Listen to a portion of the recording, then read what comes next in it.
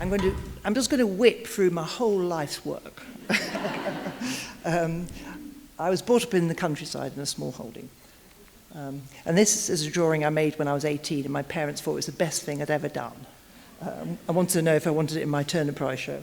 And then when my parents both died a few years ago, it came back to me, and my young daughter, who was then 7, said, "Mum, you can draw." And so she whipped out her own drawing, which I thought was so much better than mine.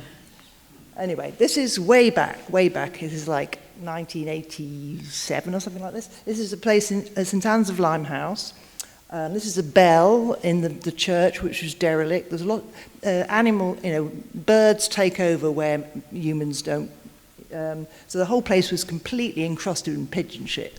So I made some cathedrals out of famous cathedrals from all around the world using these souvenirs that I'd collected. I cast them in lead and then I placed them on top of wherever the pigeon shit built up.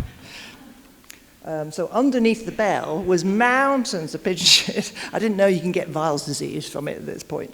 But I put the cathedrals on top of the mounds of pigeon shit, and the pigeons, of course, shat on it. So it looked like it was Hiroshima. It looked like a bomb city. Jumping now to another time, another place. This is the backs of Turner paintings, which I discovered in the Tate conservation department. They had all these lovely canvases in their drawers. They said, "Oh, what are these? These look great. They look like Rothkos." And they said, because they had stretcher bars across them. And they had this stain along the bottom, which was caused by a flood in 1927 or 28, where the Tate got flooded and all the Turners, these are all Turners, backs of Turner paintings. And I said, can I exhibit them as things in their own right? And I gave them the title of each painting. So they were the canvases were double stretched. So Venice at Sunset would have something like this underneath it. So the patina was caused by having their backs to the wall for 150 years. And I was very cheeky, wrote a letter to Nick Sirota and said, "Can I have these as examples of my work in the modern collection and not in the conservation department anymore?" So that's what happened. It took a year of, horse trading, and then now I can show these wherever I want. This is way back in 1995. This is Tilda Swinton, asleep in a glass case. She and I did a collaboration, which was on at the Serpentine Gallery. And she, at the time, was famous for being the actress in Orlando and lots of Derek Jarman films. So she's more of a cult actress rather than an art house movie star, rather than a Hollywood sort of star she is now. This is me looking much more gorgeous, being very Svengali-like, looking at Tilda. What I did was, in the collaboration, was I surrounded Tilda with glass cases containing relics and long dead famous people. So there was a blanket and pillow off Freud's couch. There was all kinds of things. There was Churchill's half-smoked cigar. I'm not going to show them all now because I haven't got enough time. But what I did notice from the pillow off Freud's couch, which is stuffed full of feathers, right? It's got more feathers. They've heard everything Freud has heard.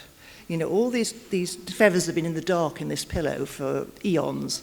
And one of the feathers was sticking out of the pillow when I was, borrowing it. And I asked the director of the museum, what happens if the feather falls out? Is that, is it something you vacuum up, or is it something I can have? So I put it in a glass slide and projected it along the wall, so it became like shot from a bow and arrow. So this little feather out of Freud's pillow, which is heard as much as Freud, I called it projection. This is Freud's seat, which was made for him, brand new, and all the creases in the seat had been made by Freud subconsciously. Right. This is a quill pen that belonged to Emily Bronte. She most probably used this to write Wuthering Heights, which was her only book, and it was made out of a feather that she'd cut, and it got worn down by much use. And this is an electron microscope image I took way back when I was doing a residency there. Oh, and this is a shame, I don't know if you can see this, but this is a hole, this is a pinhole made by Charlotte Bronte in a piece of blotting paper. And it's an electron microscope image. And it was just like the edge of the universe or something. It was like the abyss. What I liked by doing the residency was looking at frictions that were made by the Brontes, things that people don't even think of as objects, like a pinhole. You know, it's like a void. And this is a very small fragment of an equation by Einstein, which I photographed through a microscope. And it looked like outer space. I thought by looking at, I was doing a residency at the Science Museum at the time, and I thought, I must use the tools of science to explore, you know, what, say, the theory of relativity means. So, so by looking through the microscope, I felt I knew more about the theory of relativity than I did by reading about it. This is a pair of bed sheets which I starched with chalk from the White Cliffs of Dover, and I called it Inhaled Cliffs. And I like the idea of sleeping between two cliffs. And this is Beachy Head, huge amount of chalk that fell when Beachy Head had this huge chalk fall in 1999. And I asked the British Heritage if I could take a ton of this chalk to Australia to make a new piece of work, which I did. This is called The Edge of England. It's in the Biennale in Australia, and there was lots of, you know, people saying, "Oh, this is a post-colonial statement. This is, you brought the edge of England right down to Australia," and had the audacity to hang it, hang it there. And this is a forest that. A forest fire, which we see so many forest fires now, but this is quite a few years ago when the forest fires weren't so common. It's from Florida. So it's a Floridan formalized, and it's called Heart of Darkness. These are poison and antidote drawings made with snake venom and black ink and anti-venom, which is the antidote, prescribed to me by a doctor, with white ink. This is my curator, Andrea Schleicher, who curated my Tate show. Years ago, she was the curator of the Folkestone Triennale, which has now become an institution, and she asked me to make a piece of work for it.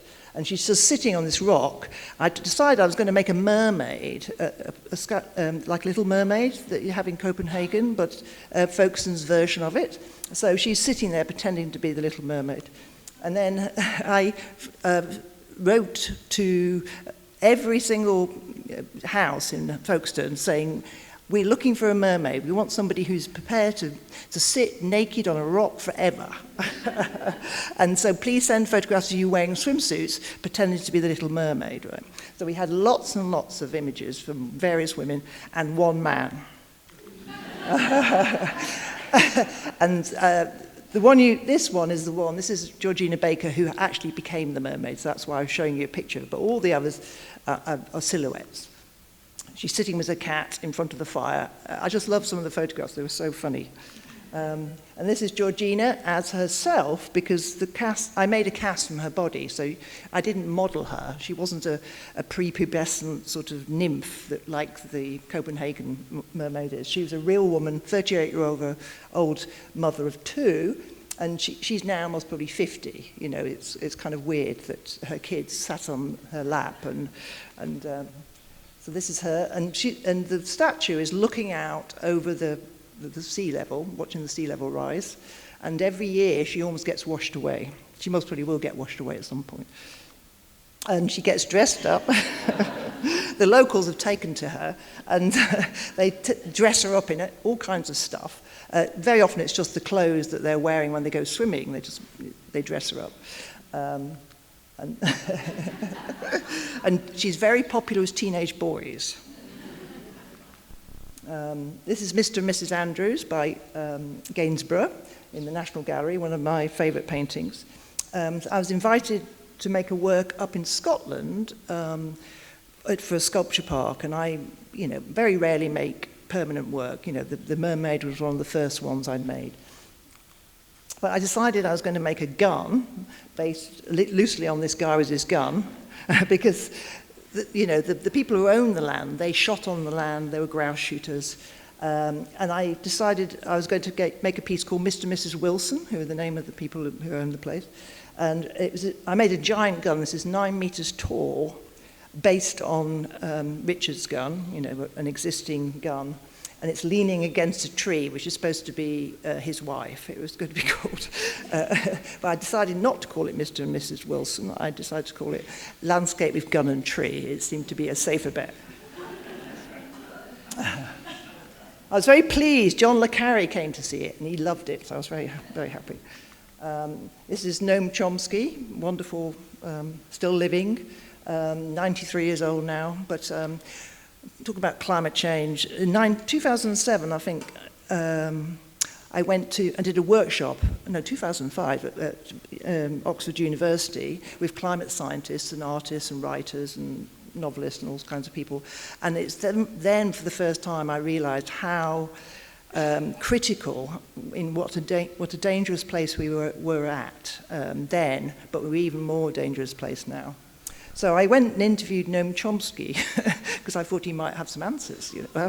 He hadn't spoken about climate change at this point, so I just wanted to hear what he had to say. So I went and made this piece called Chomsky in Abstract, which is me interviewing Noam Chomsky. This is him looking very serious. Listen to my questions. This is me and Kostya Novoselov, who's a Russian physicist at Manchester University who got the Nobel Prize he and Andrei Geim for inventing or discovering graphene, which is a one-atom thick layer of graphite which could revolutionize batteries and superconductors and all the rest of it. And I asked him if he could make graphene out of old master drawings that were in the collection of the Whitworth. I was about to have a show at the Whitworth. And he said, yes. And so we got some William Blake graphene, you got some Constable and Turner graphene, which is one atom thick layer of graphite. And then Rutherford, who split the atom in Manchester from his pencil. And I said, well, can you make electricity out of this? He said, yes. I said, well, what would cause it? He said, well, a breath would do it. So the night of the opening of my show at the Whitworth, he breathed on a piece of graphene, Blakean graphene, and it was called Breath of a Physicist. And then it triggered a fireworks display, a Blakean fireworks display, and it had a meteorite in it. And in the park, I put this sign which said, you know, a meteorite landed and was lost. This is me making a giant black clock for St Pancras Station to mimic the white clock. So when you got off the train from France, it would one clock would eclipse the other. Damage done by tourists to the Westminster Houses of Parliament. I was election artist in 2017, and this is one of the images. Human nature.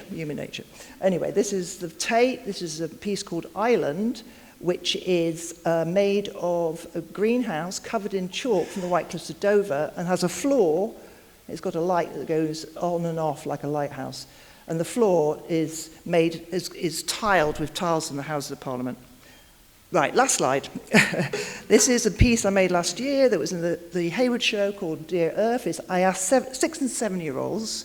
I made a piece called The Future, and then in brackets 6s and 7s, about what life might be like in their future, and then what they wanted to be when they grow up, and what they thought the biggest problems in the world were today. They talked about climate change almost exclusively, and I didn't mention climate change once, you know, it wasn't in my questions. But they had a very idealized view of the future. They thought it was all going to be fine. We were going to sort it all out. So we need to sort it out.